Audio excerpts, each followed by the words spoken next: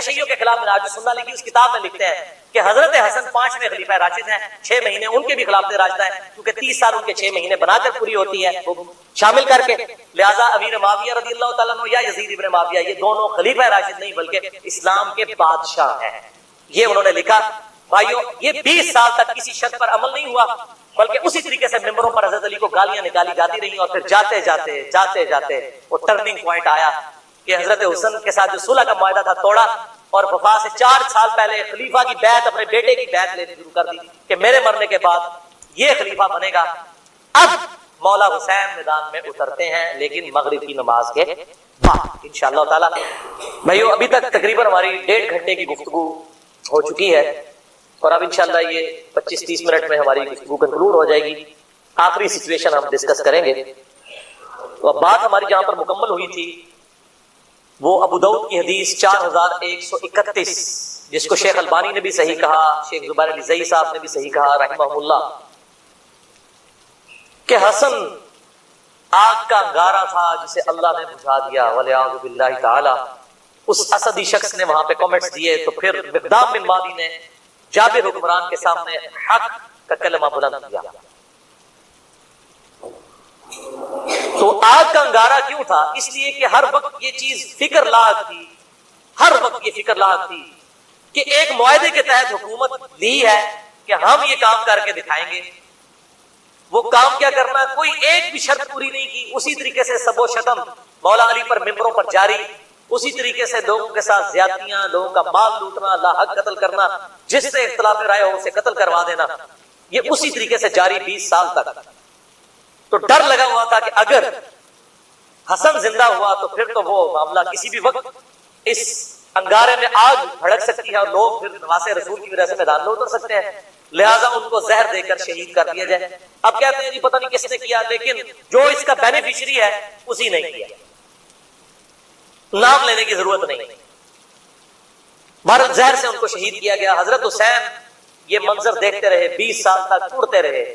انہوں نے کئی خط بھی لکھے حضرت امیر معاویہ رضی اللہ تعالیٰ عنہ کو کہ جو کچھ تم امت کے ساتھ کر رہے ہو، مجھ پر تمہارے خلاف قیام واجب ہو چکا ہے، میں ڈرتا ہوں میں اللہ کو کیا منہ دکھاؤں گا، لیکن میں اپنے بھائی کی صلح کا پابند ہوں کہ ٹھیک ہے چلو جاتے جاتے امت کے لیے کوئی معاملہ خیر کا ہو جائے گا، اور امت کو شورا کے سپرد کیا جائے گا، شیخین رضی اللہ عنہما کی طرح، ابو بکر و عمر کی طرح رضی اللہ تعالیٰ عنہما۔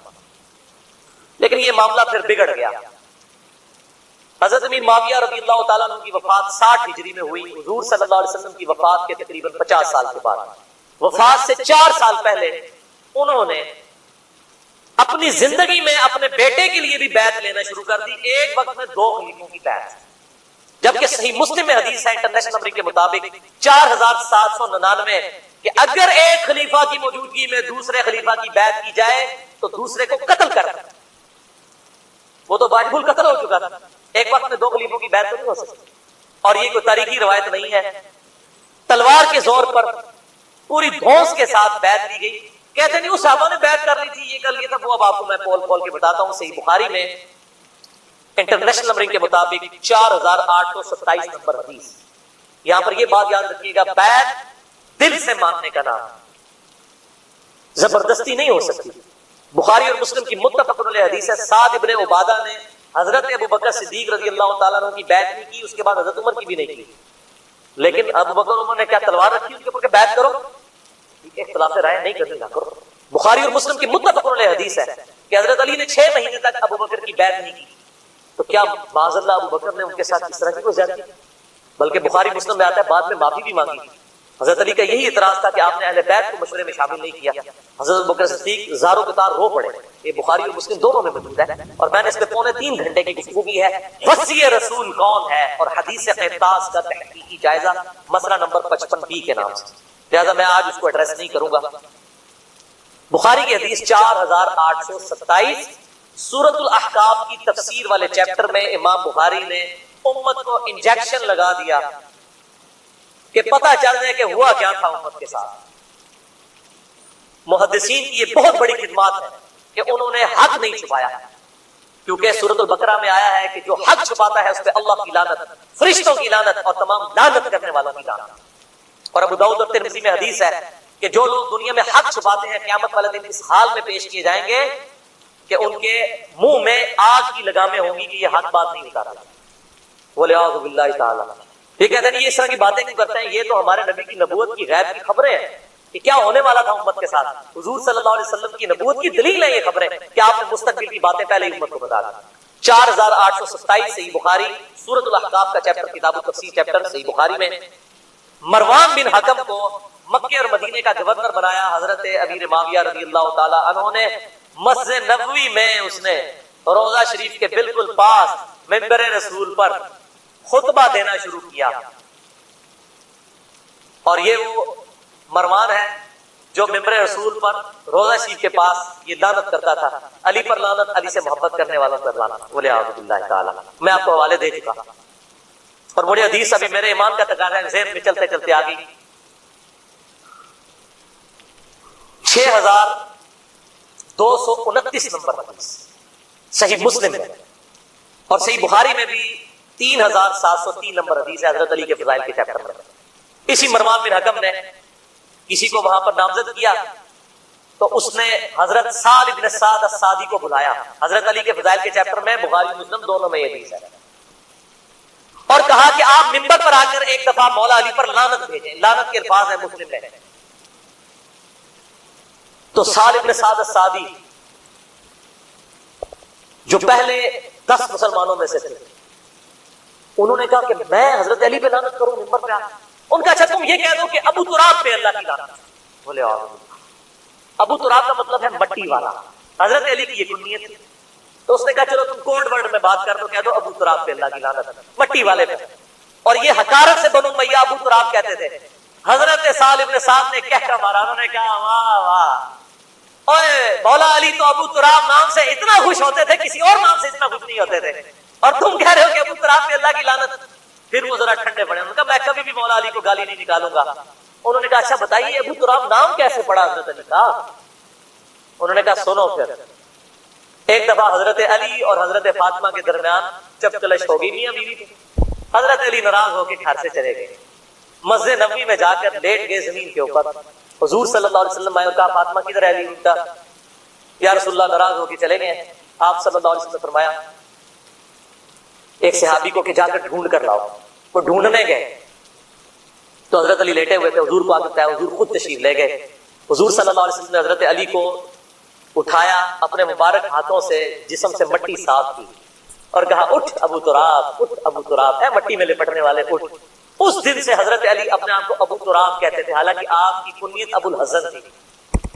صحابہ کو ابو الحسن کہتے تھے، وہ کہتے ہیں مجھے ابو تراب. جیسے حضرت ابو ہریرہ کو بلیوں والا ابو ہریرہ نام تو ان کا عبد الرحمن.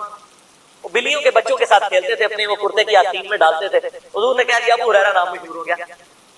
تو اس طریقے سے ابو تراب ان کا نام پڑ گیا. انہوں نے کہا مولا علی تو اس نام سے خوش ہوتے تھے اور آج تم مجھے کہتے ہو کہ میں ان پر لعنت کروں. وَلِعَاذُ بِاللَّهِ تَعَالَى. بہرحال یہی مروان بن حکم اس کو حضرت معاویہ نے گورنر بنا دیا تھا. اسی خبیث کی وجہ سے حضرت عثمان بھی شہید ہوئے. اسی نے وہ جعلی مہر لگائی تھی جس کی وجہ سے ایک حضرت عثمان کے خلاف جو ہے وہ تحریک برپا ہوگی.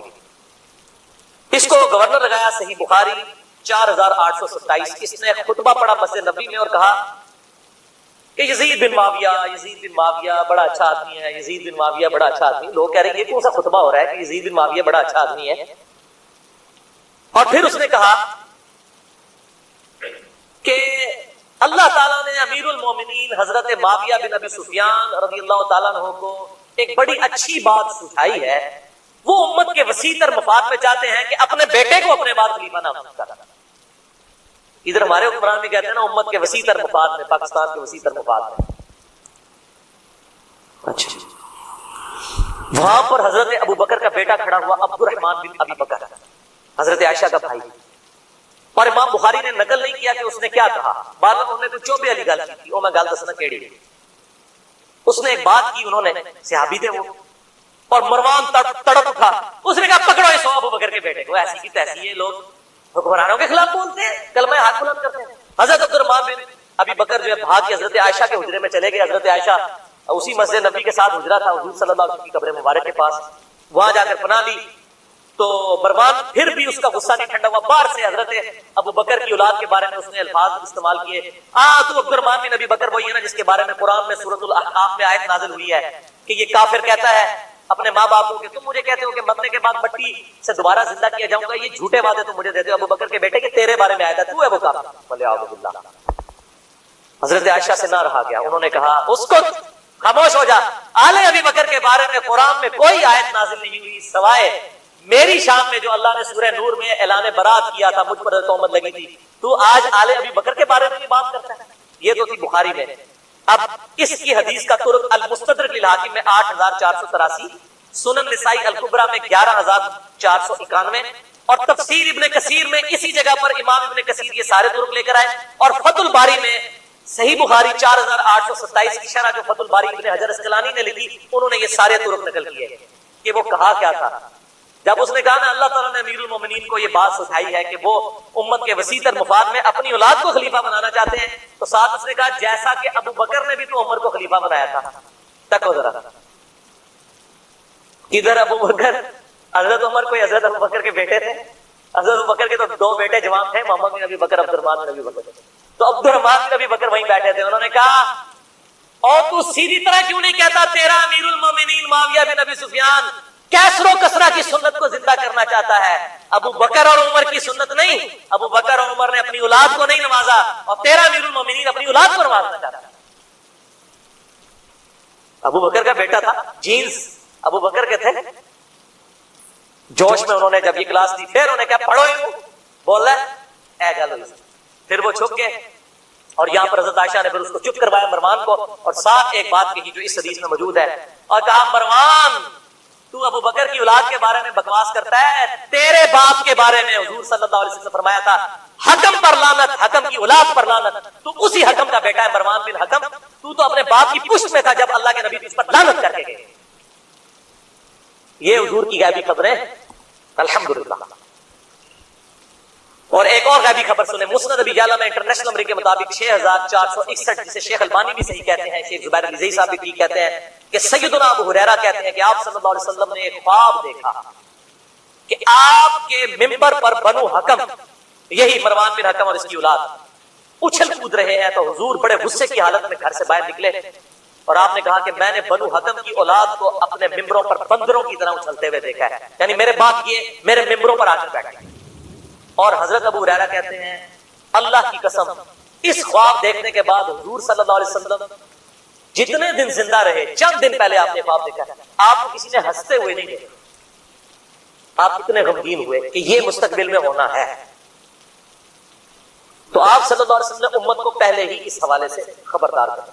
اور صحیح بخاری میں 3605 نمبر حدیث ہے، حضرت ابو ہریرہ کہتے ہیں کہ حضور صلی اللہ علیہ وسلم نے مجھ سے ارشاد فرمایا تھا کہ میری امت کی بربادی قریش کے چند نوجوان لڑکوں کے ہاتھوں میں ہوگی. اور حضرت ابو ہریرہ کہتے ہیں میں اگر چاہوں ان لڑکوں کے نام، ان کے قبیلوں کے نام، ان کے ماں باپ کے نام بھی بتا دوں، حضور مجھے بتا کر گئے. بلکہ صحیح بخاری میں 120 نمبر روایت ہے، حضرت ابو ہریرہ اسی کانٹیکٹ میں کہتے ہیں کہ میں نے حضور صلی اللہ علیہ وسلم سے 2 پیالے لیے، ایک تو میں نے تمہیں بتا دیا جو حدیثیں بیان کرتا ہوں، اور ایک چیز ایسی ہے جو تمہیں بتا دوں تم میری گردن کاٹ دو. کیوں؟ بنو امیہ حکومت میں تھے، انہی لڑکوں کے نام تو حضور بتا کے گئے تھے، انہوں نے امت کا جنازہ نکالنا ہے، تم میری گردن مار دو. یہ جو بات صوفی کہتے ہیں وہ علم لدنی تھا، وہ علم لدنی نہیں تھا، وہ ان لوگوں کے نام سے. اگر علم لدنی ہوتا تو سلاسل، چشتیہ، قادریہ اور سہروردیہ میں ابو ہریرہ بھی کہیں پر ہوتے ہیں، وہ تو ہے ہی نہیں ہے کہیں. ٹھیک ہے، جس طرح حذیفہ ابن یمان کو منافقین کے نام بتائے، حضرت ابو ہریرہ کو بنو امیہ اور بنو حکم کے ان لونڈوں کے نام، ان لڑکوں کے نام بتائے جنہوں نے امت کا بیڑا غرق کرنا تھا. حضرت ابو ہریرہ ڈرتے تھے. اور یہی تمام محدثین نے بخاری کی حدیث 3605 اور 120 کے اندر خود ابن حجر اسقلانی نے بھی لکھا. اور علم لدنی پہ میرا لیکچر ہے 55A، اگر کسی کو شوق ہو تو دیکھ سکتا ہے. تو ابن حجر اسقلانی نے پھر کئی طرق جمع کیے کہ حضرت ابو ہریرہ پھر دعا کرتے تھے اے اللہ مجھے 60 ہجری تک باقی نہ رکھنا اور نوجوان لڑکوں کی حکومت سے پہلے پہلے موت دے دینا. 60 ہجری میں حضرت معاویہ فوت ہوئے اور یزید تخت نشین ہوا، اور 61 ہجری میں ایگزیکٹ 50 سال کے بعد حضور صلی اللہ علیہ وسلم کی دنیا سے جانے کے واقعہ کربلا ہو گیا. حضرت ابو ہریرہ کہتے تھے یا اللہ مجھے موت دے دینا. 59 ہجری میں حضرت ابو ہریرہ فوت ہوئے، انہوں نے وہ 60 ہجری والا زمانہ نہیں پایا. یہ سارے طرق ابن حجر اسقلانی نے نقل کیے انہی حدیث کے تحت.